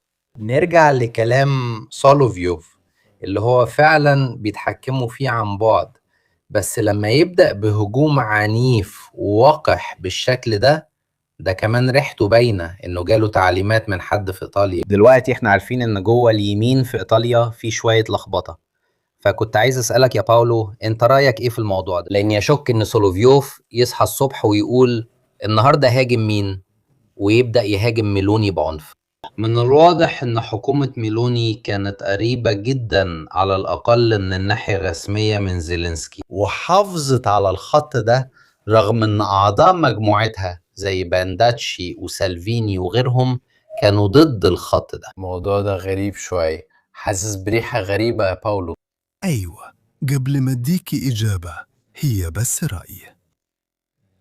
أنا فاكر إن في المجر في الوقت ده لما الكل بيكون في البيت عددهم 9.5 مليون. لومبارديا فيها 10.5 مليون، يعني 1 مليون زيادة عن المجريين. بس لومبارديا ليه كده؟ عشان الأرقام ليها أهميتها. اللي عملته النهاردة التلفزيون الروسي كان ضد بلد ليه وزن معين، حتى لو هو نفسه مش معترف بده. أنا بتكلم عن إيطاليا، بس فعلا ليها وزن. إيطاليا ليها وزن اقتصادي معين، وليها وزن ديموغرافي معين، وكمان ليها موقع جغرافي مميز. وده بالنسبة لمصالح الروس، كونها متجهة ناحية ليبيا وبتحاول يكون ليها نفوذ جديد في وسط البحر المتوسط، وقريبة دلوقتي من المصريين. ده مش زي باقي الدول. إيه اللي عندنا؟ اللي عندنا هو ميلوني. من أسبوع استقبلت زيلينسكي على طول بعد ما فقدت الحليف في المجر، وعملت إعلان الولاء اللي دايما بتعمله، لأن ميلوني دايما قالت إن الحكومة الإيطالية والبرلمان الإيطالي بيدعموا أوكرانيا من غير أي شروط وباللي نقدر عليه. وده هو عنصر الواقعية اللي إيطاليا بتضيفه للنقاش العام في أوروبا، من غير ما نتخيل نفسنا دولة من دول البلطيق أو بولندا. باللي نقدر عليه إحنا بنديكم كل اللي نقدر عليه. ما ينفعش تتوقعوا إننا نبيع بيتنا عشان نساعدكم، لأن ده مش هنقدر نعمله. لكن في حدود الواقعية إيطاليا بتتصرف بأمانة كبيرة وبتكون مثال لباقي دول الاتحاد الأوروبي حسب آراء إيطاليا في أوروبا. في الأول بتترمي على جنب لما بتتحط لأول مرة، بس بعدين شوية شوية لو بصيتوا بعد حوالي 20 يوم، شهر ونص. جزء كبير من الحجج اللي بتقدمها الحكومات الإيطالية بيتم قبولها بشكل ما، لأنه غالباً بتكون حجج منطقية. طيب ليه بيدون على دماغنا؟ دلوقتي بدأت أشك، يمكن علشان عندنا انتخابات كمان سنة؟ إحنا؟ بس استنى، القطيعة مع ترامب وكمان التوقيت اللي استقبل فيه زيلينسكي في قطيعة مع ترامب، لأن حتى بالنسبة لمالوني ترامب مش إحنا ما قطعناش أي حاجة، هو ترامب اللي قطع معنا. إحنا بنحب بعض جدا، بس إحنا عايشين مع البابا، عشان كده ما ينفعش نعمله وحش، لأنها كمان مسألة ذوق وأدب. باولو من ناحية الوزن ليه طلعها على إيطاليا بس؟ إحنا ملناش أي قيمة في موضوع المساعدات لأوكرانيا غير الحاجات الرسمية دي. بس إحنا لينا وزن كبير في تشكيل رأي أوروبا. وفي اللحظة دي مع الانتخابات، وهنا أنا بتكلم عن رأيي الشخصي، ما عنديش أدلة، فبقول رأيي اللي زيه زي أي حد تاني، أكيد أقل قبل سنة من الانتخابات. إضعاف الجزء من يمين الوسط اللي واضح وصريح جدا في دعمه لأوكرانيا لصالح الجزء من يمين الوسط اللي مش بنفس الوضوح في دعمه لأوكرانيا، وكمان لصالح جزء من اليسار. جوزيبي اللي مش متحمس قوي، هو بيخبي ده تحت كلام تاني، لأنه بدل ما نشتري أسلحة بنشتري بانيتوني. ماشي، للإنصاف إحنا في الحقيقة عارفينه كويس جدا، لأن لو ضعفت الجزء اليميني اللي هو أصلاً أطلسي التوجه ومؤيد لأوكرانيا، وبيحاول أقوي الجزء اليميني اللي بعد ما تخلص الانتخابات ممكن تطلع فايزة برضو. أنا بتكلم عن سالفيني، بتكلم عن فناشي، بتكلم عن كونتي، بتكلم عن الناس دي. هنا هيكون في مصلحتنا. بالعكس، لو الخطة نجحت هتلاقوا أكتر من أوربان. تخيلوا لو إيطاليا عملت زي أوربان لما كان الرئيس الإيري والإيني. أنا دايما بتلخبط فيهم. ديسكالزي لما بيقول لازم نبدأ نشتري البترول الروسي، هو بيقولها بصفته خبيرا. حكاية حدوة الحصان، لا، باولو يعني اللي في أقصى اليمين وأكتر أو أقل اللي في اليسار اللي بيتلاقوا يا سلام في نفس الموقف. بس لما الشخص ده يقول لك إحنا لازم نرجع نفكر نشتري الغاز والبترول من الروس، لأن أزمة التاني الأشقر فعلا بتوقعنا فعلا مخليانا واقعين على الأرض. وديسكالزي قال كلام، أعتقد فعلا إنه ديسكالزي، مش عايز أغلط في الاسم. هو فعلا بيتولى من الناحية التقنية قيادة الجانب الطاقي لدولة. أقدر أقول إيه؟ إحنا بنروح نجيب الطاقة من المكان اللي موجودة فيه، مش هقدر أقول لأ نموت كلنا. طبيعي إنه يقول نقرب من روسيا. رد الحكومة كان هنفكر في الموضوع، يمكن نشغل محطات الفحم تاني، نطفي النور. ما قالوش قالوا هنشوف. يعني لو جمعتوا كل ده مع بعض يمكن يكون فيه تليين شوية في موقف إيطاليا كله. إيطاليا مش زي المجر، مش 9.5 مليون نسمة، ومش اقتصاد المجر، ده اقتصادها أكبر من اقتصاد إسبانيا 2.5 مرات. يعني بس عشان أوضح، كنت عايز أقول حاجة من الناحية السياسية. يعني فناشو عمل حركة ذكية في اللحظة اللي عندك فيها يمين بترئسه ميلوني، لكنها بقت موالية جدا للمعسكر الأطلسي، أو على الأقل في الظاهر بقت بتعمل عروض مع زيلينسكي، وما بقتش تهتم بالمواضيع اللي كانت الأسفار بتاعتهم زمان زي الهجرة والأمن الداخلي. بص، بالنسبة لواحدة من اليمين، عشان تجذب اليمين التاريخي، هي معادية بشدة للمعسكر الأطلسي. يعني الشكوك حوالين خروج إيطاليا من الناتو، زي ما كانوا بيقولوا اللي باللون الأحمر الفاتح والأسود الغامق، كانوا بيقولوا نفس الكلام، الخروج من الناتو. يعني فناشي اللي رايح أكتر ناحية اليمين وبيقول على فكرة حاجة غريبة، لأنه كان من القوات المسلحة، لا للناتو لا للأمريكان، نعم للغاز الأحمر وهكذا.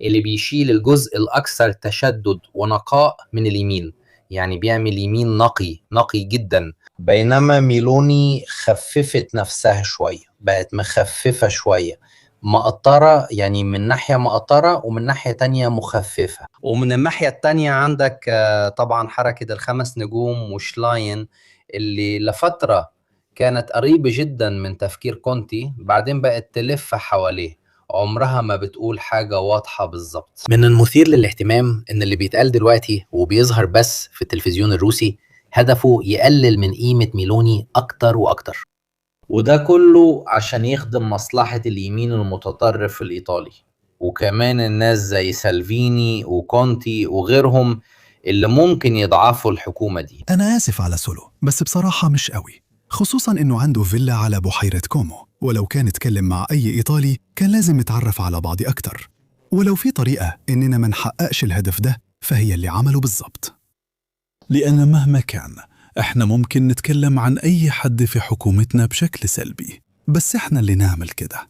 لكن لو أنت جيت وأتريق على رئيس حكومتي في الآخر مش هصفق لك. ما عدا شوية ناس متحمسين زيادة، الطريق ده مش هو الصح، بس هم اختاروا الطريق ده، بس مش معروفين قوي برقيهم في التعامل مع الموضوع ده.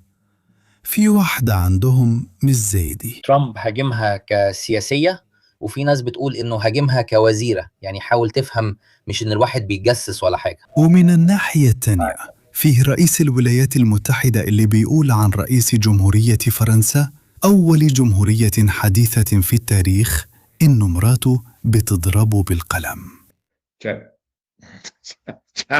إحنا في السيرك ده اللي في الآخر بيرجعنا لحجمنا الطبيعي، أصغر شوية وأكتر تهذيب. آسف على التعبيرات التانية، مش لاقي غير كده، حاجة أكتر تهذيب، شوية أكتر زي الإنجليز، شوية أكتر. يمكن على المدى الطويل أو في أحسن الأحوال ده حيفيدنا قدام باقي العالم اللي الأسلوب فيه هو كمان جوهر الشغل. جرب تتنطط مع ياباني، وجرب تتصرف بغباء مع هندي أو مع عربي. جرب تقول تفتكروا اللي اتقال عن ولي عهد السعودية إني أجبرته يجي يبوس لي طيزي؟ العربي ممكن يعديها بكوباية بيرة وهو بيضحك، بس هو ممكن يستناك 20 سنة ويقطع لك ودانك أول ما تجيله الفرصة في اللحظة اللي فعلا يقدر يأذيك فيها، وبيفضل كل الوقت ده يدرس إزاي يقدر يأذيك بجد. إحنا اللي عايشين في البحر المتوسط نعرف بعض كويس، اللي عايشين حوالين البحر ده إحنا في شمال البحر والعرب في جنوب البحر، بس كلنا نعرف بعض، والأتراك في الشرق، وعارفين إن في حاجات معينة في الجزء ده من العالم ما ينفعش تتقال ولا تتعمل لو عايز تعيش في العالم ده. وإحنا عايشين هنا بقالنا 3000 سنة، هو حتى مش عارف إحنا بنتكلم عن إيه. لو حاولتي تحكي له عن ده مش هيفهمك، لأن فينيسيا كانت قادرة تحتفظ بسفارة في القسطنطينية حتى في أوقات الحرب، ومحدش كان يقدر يعمل لها حاجة لأنها كانت عارفة تتصرف كويس. يعني على سبيل المثال، هارد على السؤال، آسف لو خرجت عن الموضوع. بالنسبة لإيران دي معلومة لميركو والأنظارة، وده سبب أني حاطط الخلفية دي. على ما يبدو أجلوا سحب ال10 لحد 2030، مش المفروض يسحبوها. ما يسحبوهاش أبدا أبدا أبدا في الأول، وكل ما الوقت يعدي في الآخر هتحتاجها. وبالنسبة للناس اللي بتقول الكلام ده سيبكم من السياسة الإيطالية، دي مش ليكو. أنا آسف، بس حتى لو مش كل الناس يقدروا يعملوا سياسة، كل الناس يقدروا يحكموا عليها. اتفضل يا دانيري.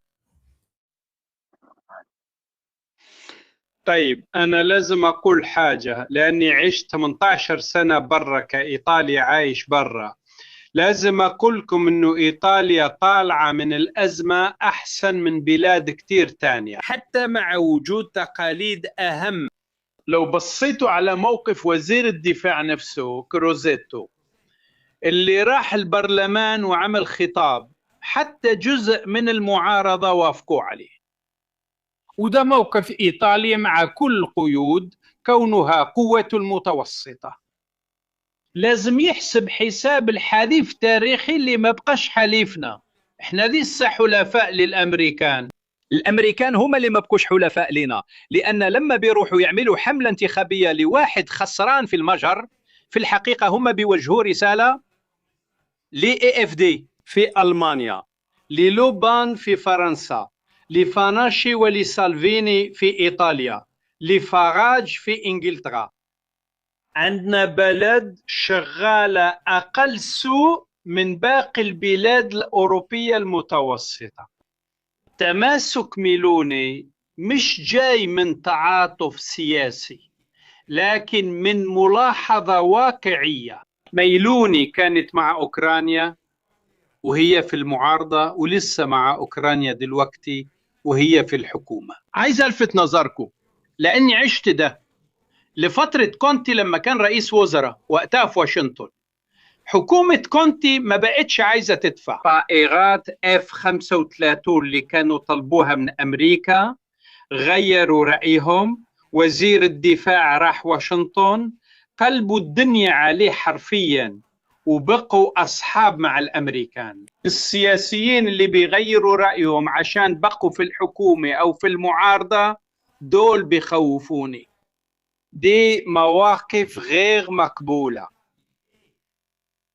أنا مش خبير في الأمور العسكرية، بس شوفوا حتى في العملية اللي تناقشت من يومين في باريس، البحرية الإيطالية وكاسحات الألغام الإيطالية زي ما بنقرأ هي واحدة من الموارد القليلة اللي الدول الأوروبية قادرة توفرها، مع إن عندنا بحرية متوسطة وصغيرة.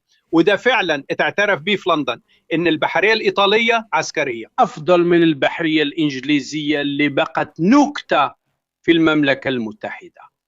في دول تانية عندها مشاكل كبيرة. خد بالك إن الهجوم اللي جاي من موسكو النهاردة جاي في السياق مش متعلق بميلوني بس، زي ما كان مكتوب في العنوان اللي انت لسه موريه. ميلوني كنقطة تانية في هجوم سوكولي هي كده خانة ترامب. في موسكو بيشتكوا عشان ميلوني خانة ترامب، هي ما خانتش ترامب. طب انت بتقول ايه؟ كانوا بيقولوا ان الدول ما ينفعش تكون دمى في ايدين الامريكان. مين اللي بيتبهدل دلوقتي؟ اللي بيتبهدل دلوقتي هو معسكر السياديين اللي ورط نفسه في ورطة، لأنه ترامب فتح حرب ومش قادر يخلصها، وبيسميها على فكرة عملية عسكرية خاصة. الجنرال كابيتاني بقاله 6 أسابيع رئيس الولايات المتحدة الأمريكية بيقود حرب، مش عنده الشجاعة يسميها حرب. مين بيجي في بالك اللي بقاله 4 سنين بيقود حرب ولو سميتها حرب هتدخل السجن؟ بوتين. احنا في وضع اللي فيه 3 الكبار. الإمبراطوريات الكبيرة، حتى الصينيين عندهم مشكلة في النظام الداخلي، وفيه دائما إقالات مستمرة للعسكريين. خلي بالك احنا مش بنتكلم عن الصين النهاردة بس، حتى في الصين دلوقتي فيها شاشة كبيرة. وجهة نظري من الناحية التاريخية يعني إننا عايشين أسابيع حتدخل مباشرة في تاريخ ما بعد الحرب. إحنا عايشين فترة أخطر بكتير من أزمة جدار برلين ونهاية الاتحاد السوفيتي، لأن هناك سقطت الإمبراطورية السوفيتية. هنا اللي بيحصل هو انهيار الهيكل الدولي اللي حافظ على العالم لمدة 80 سنة بشكل أو بآخر. أول ضحية لو فكرتوا إيه هي؟ الأمم المتحدة، اللي فضلت قائمة لمدة 80 سنة على أساس تسوية بين القوى الكبرى. القوى الكبرى ما بقتش قادرة تعمل تسوية عشان ما بقاش عندهم استراتيجية. ما فيش استراتيجية. المشكلة اللي بنعيشها النهاردة هي بالظبط كده، di strategia, improvvisazione. الارتجال، وكمان اننا اتسحبنا ورا الاسرائيليين لنفس مهمة بعض المسؤولين لان هم عندهم خطة. انا برفع القبعة للاستراتيجية الاسرائيلية لان هم مع الامريكان. محدش بيتكلم على فكرة. هنشوفه في برنامج مين شافه يا بيبي. في الشهر ونص اللي فاتوا ما سمعناش منه اي حاجة، لان هو اللي عامل كل الضجه وكل التوتر حوالين ترامب، وهم مكملين في شغلهم عادي. على فكرة وقف إطلاق النار مع لبنان لسه اتلغى، لو كنا فاتنا أي حاجة في النص. الإسرائيليين خرقوه الأيام دي، والنهاردة حزب الله أعلن إنهم ضربوا نار، فده هيقول إن هم اللي خرقوه وهيرجعوا يبتدوا من جديد. فإسرائيل عندها مشروعها اللي مكمل وماشي لقدام، في حين إن دوشة العالم كلها مستمرة. الكل مركز على ترامب لأنه طبعا شخصية مثالية. لو أنا عايز أعمل دوشة ويبقى عندي حليف زي ترامب وعارف إن اللوم هيقع عليه، كل اللي عليا أشجعه، وهو هيعمل كل حاجة لوحده. يبقى هو الشريك المثالي لو عايز تعمل النوع ده من الحاجات. هو أصلا بيقول كل حاجة وعكسها. إحنا بنقضي أيامنا إحنا زي الجرايد بنتابع هو بيعمل إيه، في حين إن إسرائيل مكملة في خطتها من غير توقف. كمان إحنا شايفين قريب من هضبة الجولان بالنسبة للدروز، وكمان لبنان وغيره. الحاجات بتحصل من تحت لتحت. موندو سينت دايما بيراقب اللي بيحصل. فأنا أعتقد إن ده هيخلص، يا إما هيعمل حركة تانية وهيمد الهدنة للمرة الخامسة، يا إما هيلتزم بكلامه وبكرة هيبدأوا الهجمات من جديد. مش عارف يا باولو، سواء مشي أو عملوا الاتفاق أو حتى ما عملوش الاتفاق، في الآخر إيه اللي قدموه لنا؟ شهرين من الفوضى. أيوة، بس كانوا بيقولوا كده، حتى الاقتصادي كان بيقول كده. اللي هو آسف مش فاكر اسمه دلوقتي. يعني الموضوع إن لو الأزمة دي استمرت عدد شهور محدود، شهرين مثلا، شكرا، آسف جدا، بس كنت بفكر بعمق. لو الأزمة دي استمرت شهرين، زيادة الأسعار هتتوزع على 2 من 12 أو سدس من متوسط تكلفة البترول في السنة. بس هنا إحنا وصلنا بالفعل ل50 يوم ولسه مفيش حل في الأفق. لو الموضوع ده استمر بأي شكل مع نزع الألغام كمان ل4 شهور أو 5 شهور، إحنا بنتكلم هنا عن أزمة شاملة، أزمة حقيقية تمس النظام كله. ولما بتبدأ مش هتقدر ترجع بسرعة، مش بس عشان تقول كده وخلاص. بس ما تقلقوش، دلوقتي المضيق مفتوح. المضيق مفتوح. قدرات التكرير زي ما هي، قدرات الملاحة زي ما هي، قدرة استخراج وتحويل منتجات البترول زي ما كانت ولا لا. وفي نفس الوقت ايه سلاسل القيمة التانية اللي اتطورت وهتحاول تفضل صامدة؟ ايه الكوارث التانية الضخمة اللي النوع ده من الأزمات هيكون سبب فيها في العالم كله؟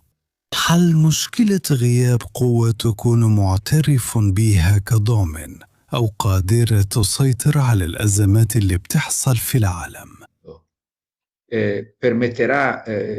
هل ده هيخلينا نعيش في أمان، ولا في قوة ضيعة في مكان ما هتقرر تسيطر على مضيقها أو تعمل مشاكلها لأنها عارفة إن مفيش حد هيجي يوقفها؟ في المعنى ده دانييلي عنده حق تماما. غياب الحوكمة العالمية واضح جدا هنا. اللي فاضل لنا بس نجرب النموذج الصيني. الروس أثبتوا إنهم ما عندهمش القوة دي. الأمريكان أثبتوا إنه ما عندهمش رؤية، وإن قوتهم مش كافية للمهمة اللي حطوها لنفسهم. الصينيين لسه ما أثبتوش أي حاجة خالص، وأنا برتعش من الفكرة دي لأني مش عايزهم يثبتوا إن عندهم حاجة ونلاقي نفسنا بنرقص على موسيقاهم اللي مش شايف إنها هتكون ممتعة للجميع. أنا بحب الأكل. في سؤال ليك يا باولو، إزاي ممكن نحافظ على النظام في بلد زي بلدنا لو حصل نقص كبير في إمدادات الوقود وده أدى لزيادة الأسعار؟ إحنا شفنا إن الاحتياطي قليل واستراتيجي شهر أو شهر ونص، وجورجو ألفاراس كان عنده حق. هو قال دلوقتي إن السعودية بتنقل تقريبا كل حاجة 40% من حركتها عبر خط الأنابيب، ده اللي بيوصل تقريبا للبحر الأحمر. ودول تانية غالبا لو الفوضى دي استمرت هيطلبوا هم كمان ينضموا. وبعدين زي ما جورجيو قال، لما الكميات تتحرك عمرها ما هترجع زي الأول. الأزمة تبقى هيكلية وبيلاقوا حلول، ومحدش بيرجع ينقل كل حاجة للناحية التانية. يعني بشكل حتمي بيبقى فيه انخفاض. هديك آخر معلومة وأسلمك الكلام. موضوع البحر الأحمر، الحركة في البحر الأحمر رجعت بس ل 66%، ال 34% اختفوا للأبد ولسه بيكملوا على الطريق الطويل. وطبعا عندهم حق، عشان بكرة ممكن الإيرانيين يقولوا للآخرين يضربوا تاني. إزاي نعمل كده؟ بصوا، لو ما كنوش سألوا السؤال ده قبل الكورونا كنت هديكم إجابة. بعد الكورونا عندي شوية شكوك، لأن احنا شفنا بعينينا إن الإيطاليين لفترة معينة عملوا بالظبط اللي تقالهم عليه.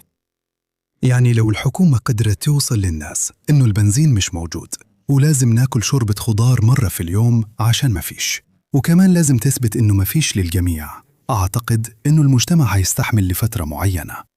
فكرة إنه مجتمع زي إيطاليا اللي بيعتمد على الصناعات التحويلية والخدمات يقدر يعيش والبنزين ب5 يورو للتر والسلطة ب9 يورو، ده عامل عمره ما تجرب لا في إيطاليا ولا في أوروبا، لأن ده موضوع مش هيحصل. هيكون زي رجوع المجاعة.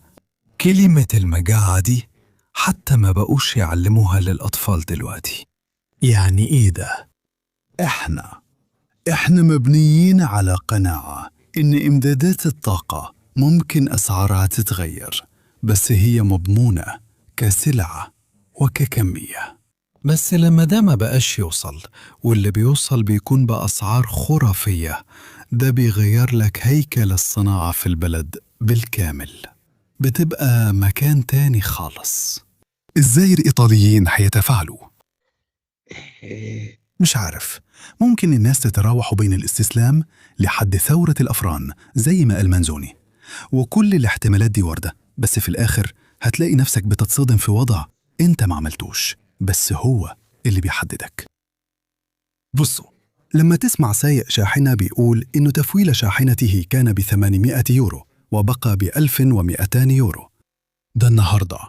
ولما هيجي يقولك بقى من 800 يورو ل1450 وهكذا. جربوا بنفسكم، روحوا النهاردة في أي سوبر ماركت وحاولوا تلاقوا فاكهة أقل من 3 يورو ونص، 3 يورو ونص، 399، 83 من 100. وإحنا في الربيع مش في عز الشتاء يعني. هتبدأوا تلاحظوا التأثير فعلاً. جربوا واحسبوا وهتلاقوا إنكم بتصرفوا بسهولة 10 أو 15 يورو زيادة عن اللي كنتم بتصرفوه من 40 يوم وأنتم بتشتروا نفس الحاجات. شكراً. هنوصل لإيه في الآخر؟ والله ما عنديش أي فكرة، بس المرة دي إحنا مش المذنبين. ما نقدرش نقول إننا عملنا حاجة غلط. دي كانت لعبة اتلعبت فوق دماغنا، فوق دماغ القارة كلها، وجابت لنا مشاكل كتير. بصراحة أنا بتمنى في سؤال ليك من القنصلية الإيطالية في أمريكا، بيقولوا لي إنه لو اتفق فانس وروبيو ممكن نستخدم التعديل الخامس والعشرين قبل الانتخابات النصفية. هل ده ممكن فعلا؟ هل في خيانة من النوع ده؟ وحاجة تانية ما كانش عندنا فرصة نتكلم عنها عشان أنا كنت بعمل لايفات عن السودان وأمريكا اللاتينية. هجوم ترامب على البابا، إيه اللي حصل ده؟ كان ليه معنى؟ إيه اللي كان بيدور في دماغه؟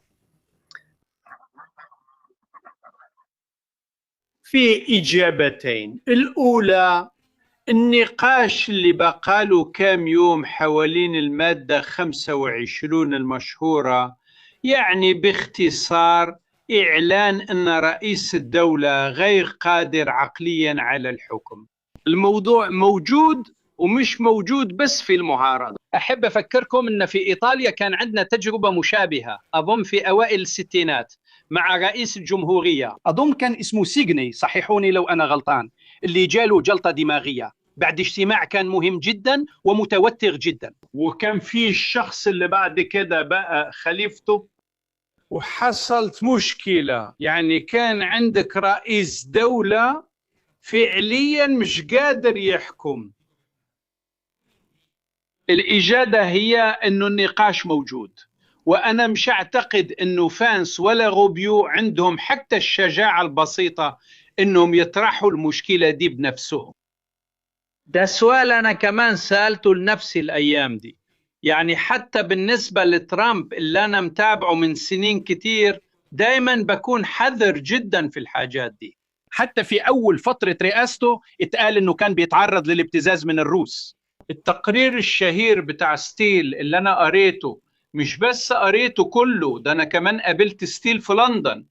ستيل لو فاكرين هو كان رئيس قسم روسيا في المخابرات البريطانية. تقرير ستيل في رأيي فيه جزء كبير منه صحيح. أنا عمري ما صدقت فعلا أن ترامب مؤيد لروسيا علشان بوتين بيتزه. في رأيي الدافع نفسي أكثر بكتير، مش ابتزاز بالضبط. زي ما أنا مش مصدق أن نتنياهو لو هنتكلم على الأحداث الحالية بيبتز ترامب في موضوع فضيحة إبستين. في رأيي ترامب لازم نقبل حقيقة أنه شخص غير مناسب لحكم أهم بلد في العالم. النقاش ده هيستمر. مش شايف أن البرلمان ده اللي حتى ما كانش عنده الشجاعة يفرض على ترامب مناقشة في البرلمان زي ما الدستور الأمريكي بيقول، عشان يقول ليه وإزاي هو عايز الحرب اللي هو أصلا بيقودها دلوقتي. عشان كده هو مش بيسميها حرب، لأنه من الناحية الرسمية لو سماها حرب لازم يعترف إنه رئيس الولايات المتحدة الأمريكية ما يقدرش يقود حرب. عشان كده هو بيسميها عملية خاصة. النقطة الثانية،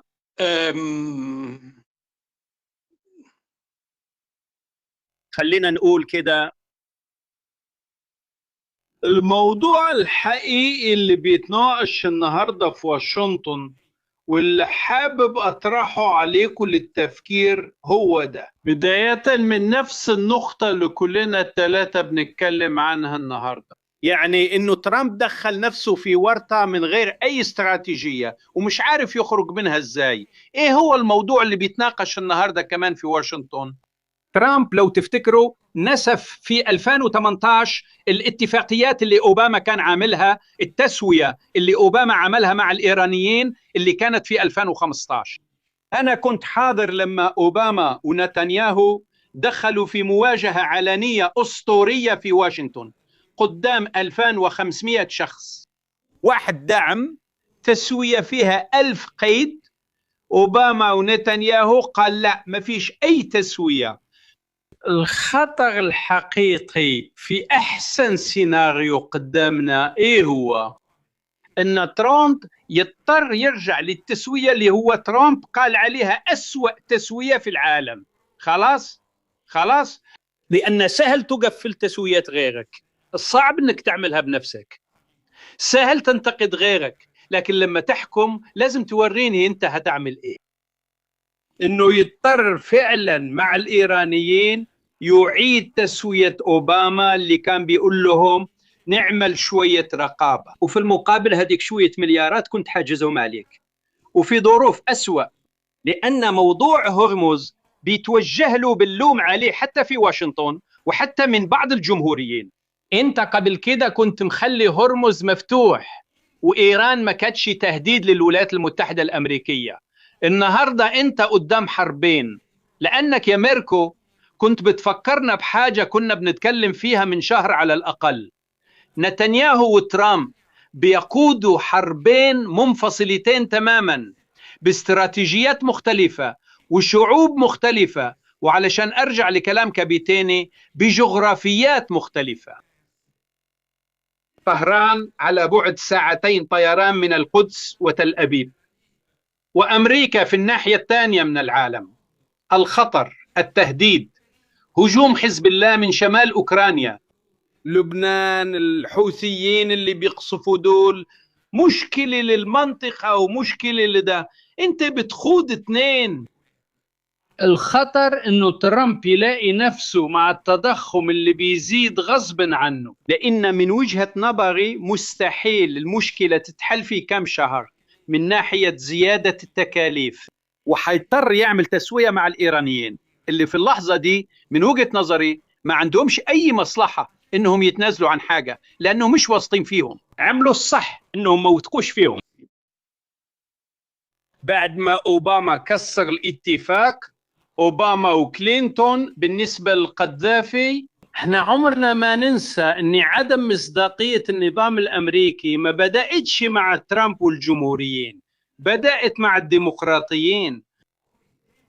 الديمقراطيين هم اول ناس ما بيحترموش الاتفاقات، وانت ما ينفعش على المستوى الدولي تتصرف كامبراطورية وتتوقع ان اللي قدامك حتى لو كان خصم صغير يثق فيك. بعد الامثلة دي ما يقدروش يثقوا فيك. وده السبب اللي بيخلي دول كتير عايزة القنبلة النووية. كوريا الجنوبية، اليابان وهكذا ابتدوا يثقوا فينا. باولو، الكلمة ليك في الختام، ليه كتير منهم. بس الختام كنت لسه بقرأ التعليقات دلوقتي. يبدو إنه طلع بس بطلب تأكيد. تصريح من البيت الأبيض بيقول فيه الرئيس ترامب إنه مدد الهدنة. أيوة، لا أنا فعلا مضيته خلاص، ده ومؤكد. في الانتظار، يعني نقدر نقول بكرة. بصوا، أنا بفكر دايما إنه لو رئيس الولايات المتحدة قال هعمل كده يبقى فعلا هيعمل كده. بس وأنا بقول كده وش ترامب ظهر في بالي تاني وما بقتش متأكد أوي. أي حد عادي كان هيعمل كده، يقول لك هديك 24 ساعة كمان يبعكي حاجة وبعدين يوصل. باولو، أنا في نفس البث ده عشان الحاجات دي بدأت تظهر كان في مش همدد. شوفوا الحاجات اللي وريتها لكم في أول البث، يعني حتى مش من يوم للتاني. أيوة، 1:36 دقيقة. في 1:36 دقيقة مفيش تمديد. في آخر البث تمديد. يعني أنا بكرة الصبح بدري تعزمت بلطف من قبل الراي، عشان كده لازم أودعكم. ولازم أودعكم مع عدم اليقين اللي مش بتاعي لكن بتاع دانيالي اللي يعرف الدنيا أحسن مني، وكمان بتاع كل الناس اللي بيقرأ تعليقاتهم هنا على جنب. ده عالم من غير يقين، وعالم خطر على أي حد، لأنك مش عارف تتعامل معاه إزاي. أنت مش عارف مين الصاحب ومين العدو، مش عارف مين اللي معك ومين اللي مش معك. ينفع نعتمد على الولايات المتحدة؟ ممكن يكونوا عدونا الجاي، لأن ده مش مستبعد. باولو معلش، بس ينفع نعيش على الكوكب ده وإحنا ماشيين كده من ساعة للتانية، مش حتى من يوم ليوم؟ لمدة قرن، طول القرن ال19 الناس كانت ماشية كده. كانوا ماشيين على سياسة القوة الخالصة. أنا بتسلح، أنا عندي جيش أكبر، ومن وقت نابليون فصاعدا فكرة أنه لو مش عايز أتعرض لغزو إمبراطوري تاني من الفرنسيين أعمل لنفسي جيش كبير وأسطول بحري ضخم وكل حاجة كبيرة زي ما تحبوا. الحرب العالمية الأولى هي اللي فوقتنا على الحكاية دي، وبعدها جت التانية. نظام إنك تفضل مطمن بس بالقوة ما بينفعش، أو على الأقل ما بينفعش لقارتنا. اللي بينفع هو قوة تبقى فعلا ذات مصداقية، بس مصداقيتها تبقى قد قدرة الأطراف على التفاهم إن ما كانتش أقل منها. لو كنت غردت يا باولو كنا شفنا حاجات جامدة. أيوة، لا ده أكيد. بس فاكرين المكالمة بين الرئيس كينيدي والرئيس خروتشوف وقت أزمة الصواريخ؟ إحنا بنتكلم عن أزمة عدت على ناس شاركت في الحرب العالمية الثانية. خروتشوف حارب في ستالينغراد، يعني كانوا ناس عارفين يعني إيه حرب. الاتنين دول كلموا بعض في التليفون، وفي الآخر بغض النظر عن اللي اتقال بينهم حطوا التمثيلية على الطاولة. أنا الرئيس ده وبكلمك باسم شعبي، وأنا الرئيس التاني وبكلمك باسم شعبي. يبقى نهدي اللاعب إحنا الاتنين، وخلينا نتجنب إنك تحرجني قدام ناسا. عشان كده أنا هتراجع، وإنت من فضلك شيل الصواريخ من تركيا، لأن كل المشكلة دي جاية من هنا. العالم اللي فيه الكلمة وبنبص في عيون بعض وإحنا بنتكلم اختفى. فلو شلت ده اللي هيفضل هو الخوف، مش الكلمة. الخوف مستشار سيء. كان بيقول حسلم عليكم بجملة قالها مارشال جورج مارشال لأيزنهاور أول ما بقى رئيس. مش عارف إذا كانت الجملة دي هتعجبكم قوي. قال لي دوايت: بص يا سيدي، الحكومة مش مجد، الحكم هو عزلة منظمة في قرارات، وهي عزلة رائعة منظمة في قرارات. مارشال كان منظم كبير. كان منظم كبير، وأيزنهاور كان جنرال عظيم، وكان رئيس عظيم للأمريكان في الفترة دي. في المجمل رئيس متواضع كشخص، لكن كان عنده شخصية قوية سياسياً، وده كمان تحذير للديمقراطيات اللي ممكن تصوت. خدوا بالكم إنه اختيار قادة وزعماء مش مناسبين خطر على الكل. اختيار شعب بعيد يفصلني عنه محيط بيؤثر على مشترياتي هنا في روما، وبيوقع ناس في مشاكل في اليابان، وبيوقع عائلات في إندونيسيا في مشاكل. يعني فاهمين قصدي؟ المسؤولية اللي عندنا وإحنا بنختار واحد بدل التاني. والمرة دي أنا أتمنى إن الأمريكان يتعلموا الدرس ده، إنهم ما ينفعش يلاقوا واحد أهبل ويحطوه يسوق الأتوبيس.